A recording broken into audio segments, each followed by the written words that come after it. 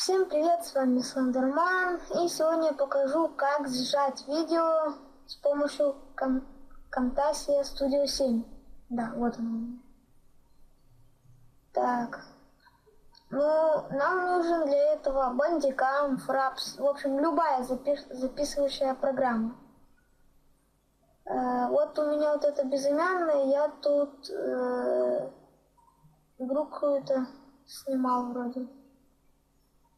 Да, кстати, в Camtasia Studio 7 можно также настроить громкость своего голоса, настроить чистоту своего голоса, чтобы без там шипений всяких и всякое такое.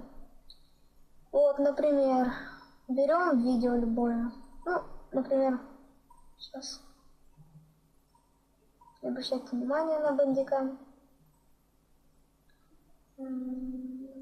Так, это что за видео такие? Вот, к примеру, это же самое видео. Вот. Закрываем Bandicam. Вот, заходим в Camtasia Studio 7.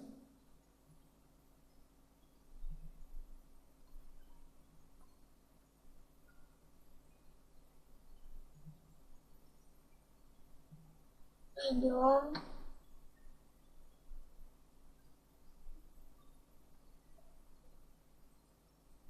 Вот, так, сейчас.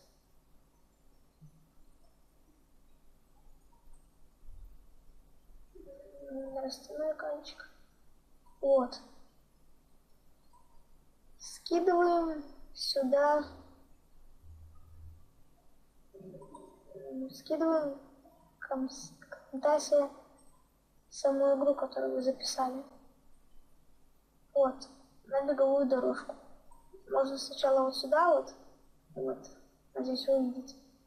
Можно сначала сюда, потом скинуть на беговую дорожку.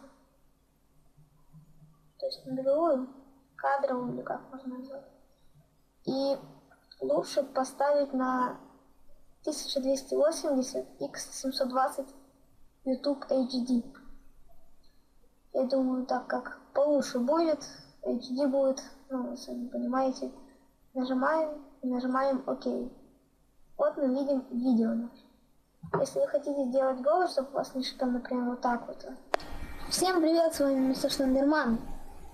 Слышите посторонние звуки? Вот, теперь нажимаем сюда, включить выравнивание громкости и включить удаление шума. Вот, удаление шума произошло. Теперь, так, сейчас удалим это все. Вырезать. Все, просто вырезать нажимаете и все. Теперь перематываем на самое начало, слушаем. Всем привет, с вами мистер Слендерман. Я буду...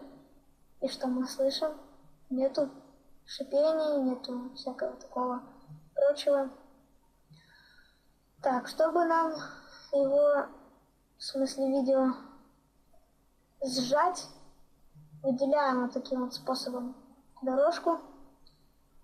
Нажимаем, bin, нажимаем Product and Share.